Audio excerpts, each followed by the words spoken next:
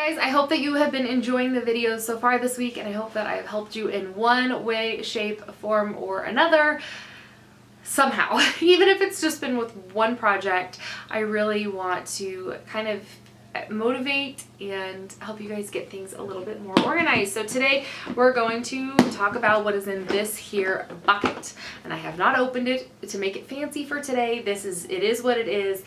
Literally just pulled it out of the cabinet, and I want to share it with you guys because I think that it's really truly just genius. And this is one, like the cords, that my boyfriend, I owe it to him completely because this was his doing. So what he does is whenever he has a new piece of furniture or a new, I don't know, whatever, wherever there's pieces, he bags them up and writes on the bag. And I know that this seems like a lot of bags, but this is just, it's so practical and it's so functional. It makes so much sense that he writes on the bag and he puts all of the supplies inside of them. So this box has been designated to our supplies, and it was his idea to write it in bags. Now when I moved in, they were just kind of thrown all over the place in here, and I collected them all together, and since we've added and kept them in this little bucket, and it makes so much sense. So for example, this is our desk and chair parts. So here we've got our desk and our chair parts, and inside of this we've got the little pin, so if there's any like nicks on it. There's an extra suction cup for the glass that sits on the desk. There's extra screws, the little wrench deal thing, and yeah, some washers and whatever else. So everything else is in here. So if we need to take the desk apart, we've got the exact size. What is this, like I don't know what this is called. I want to say it's like a Allen wrench, but I don't know for sure. I'm not very good at tool names at all. But yeah, so anyways, we got all the extra screws and things like that in there. So if we need to take the desks apart for some reason or another, or if we need to repair them, everything is here and it's nice and handy.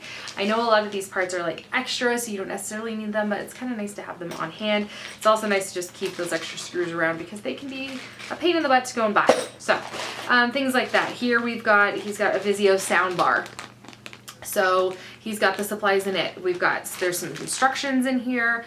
There is, warranty information, and then there's all the extra cords and the things like that you would need for the sound bar, in the event that we needed to move it, or we decided that, we wanted to sell it or give it to somebody, or we needed to change something. Everything is right here. It's handy and it's amazing. Here we've got some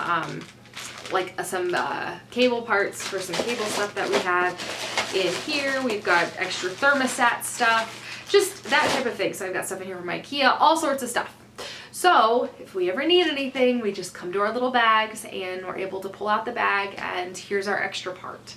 So it comes in really handy, and surprisingly enough, it is actually used. They don't always just sit here. So we've gone back to refer to these things and stuff like that. So as I think time goes on, we'll build this and have it be a little bit better. It might have to upgrade to a bigger box, but as long as we have these items, we're going to keep these parts because it's just makes sense. So my suggestion for you guys today is to designate a box or something like that. Maybe throw some bags in it now. If you have some like loose pieces hanging out in a junk drawer and you still remember what they go to, this is the problem that I've had in the past, is I'll save these pieces and I would save them in just a little bucket so I had everything there and everything was together, but I didn't know exactly what went to what, and it's a little frustrating, especially with like kid toys and things like that. So keeping everything nice and organized like this is really, truly, really helpful. So I hope this helps you guys out in one way or another as far as it goes like with organizing